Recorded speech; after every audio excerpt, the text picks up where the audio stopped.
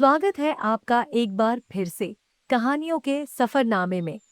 हम सुन रहे हैं अशोक पांडे जी द्वारा लिखी किताब लपू जन्ना।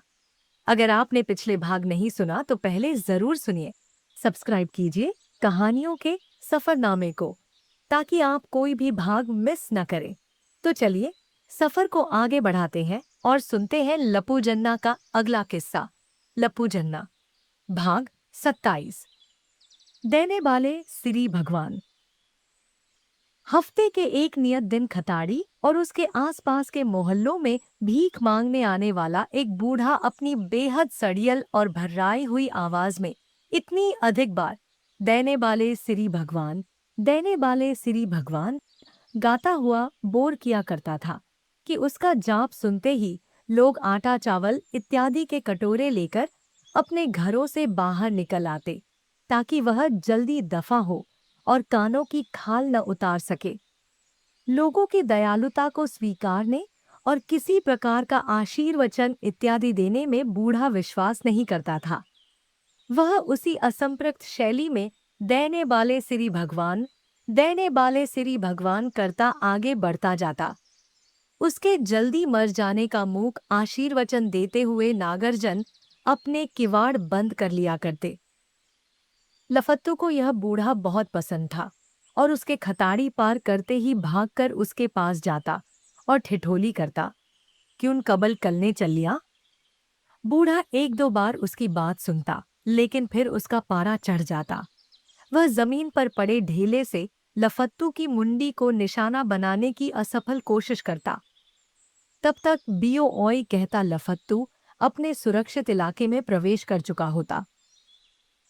उन झाड़ों में धर्मेंद्र और रामनगर में बम पटाखा कहलाई जाने वाली माला सिन्हा की पिक्चर आंखें लगी। लाल सिंह की अद्भुत सोशल नेटवर्किंग के चलते हमें बाकायदा हॉल के भीतर स्क्रीन से आंखें सटाकर उसे देखने का फोकट सुअवसर प्राप्त हुआ। गेटकीपर लाल सिंह का जानने वाला था।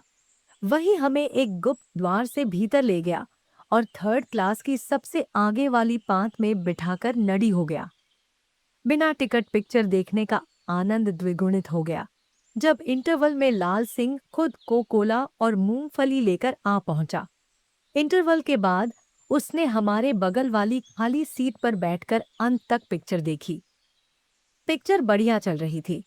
बम फटाका के आते ही लफत्तू मेरा हाथ कसकर थाम लेता और कुछ अंड-बंड फुसफुसाने लगता। धर्मेंद्र हमेशा की तरह उतना ही हॉकलेट था जैसा उसे होने का शाप मिला हुआ लगता था। कॉमेडी के दृश्य आते तो हम पर मस्ती छा जाती। पिक्चर में महमूद के अलावा टॉन्चे वाला मदनपुरी भी था और आए याया हाँ हाँ याया करते रहने से रोगग्रस्त कायान जीवन भी। मौज का चरम तब आया जब महमूद और बम फटाका एक हाथ गाड़ी में टेप रिकॉर्डर जैसा दिखने वाला एक बचकाना वैज्ञानिक उपकरण लेकर भीख मांगने का नाटक करते दे दाता के नाम तुझको अल्लाह रखे गाने लगे। पहला अंतरा खत्म हो चुकने पर लफत्तू की समझ में धुन बैठ गई और उसने अगले अंतरे के चालू होते ही अपनी सीट पर खड़े होकर कूल्हे मटकाने का कार्यक्रम शुरू कर दिया। पीछे की सीटों से विभिन्न शैलियों गालियों में ओए बैठ जा बे लौंडे का उच्चार होने लगा।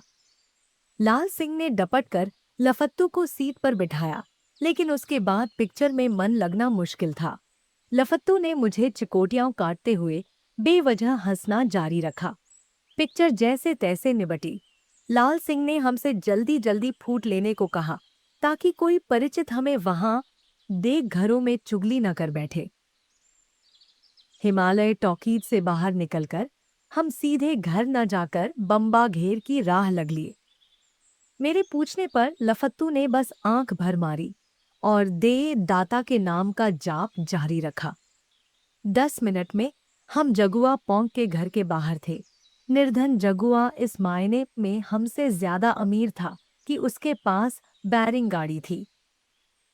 ऐसी गाड़ी मेरे पास अल्मोड़े में थी, पर रामनगर में हमारी मित्रमंडली में वह सिर्फ जगुआ के पास थी। लफत्तू इस गाड़ी को जगुआ से कुछ दिन उधार मांगने की नीयत से आया था। जगुआ ने एहसान मानते हुए खुशी खुशी अपनी बैरिंग गाड़ी दे दी। हमारी अगली कई शामें उसकी सवारी करने में बीती। घास मंडी के आगे अस्पताल की थोड़ी सी चढ़ाई थी। लकड़ी के फट्टों और ट्रकों के बैरिंगों से बनी इस गाड़ी को साइड में दबाकर हम अस्पताल तक ले जाते और वहां से उसकी सवारी करते तेज रफ्तार से सीधा घास मंडी के मुहाने पहुंच जाया करते। बंटू इसे बहुत टुच्चा काम मानता था। हमें बैरिंग गाड़ी थामे देखते ही अपने घर में घुस जाता। उसे डर लगता था कभी भी कुछ भी आए बाएं कहकर लफत्तू उसकी इज्जत खराब कर देगा। इस कार्यक्रम में यदा कदा हमारे साथ बागड़ बिल्ला, गोलू और मौका निकालकर आया फुच्ची भी शामिल हो जाया करते।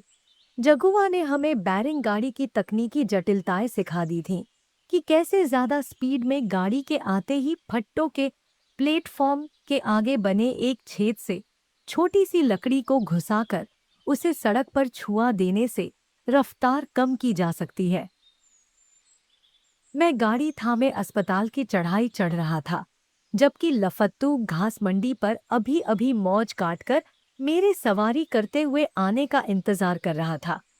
अचानक उसे कुछ सूझा और उसने भागकर मेरे पीछे आकर कहा, नीचे लग दे गाली। समझने से पहले ही उसने मेरे हाथ से छीनकर गाड़ी जमीन पर रखी और मुझे उस पर बैठ जाने का आदेश दिया।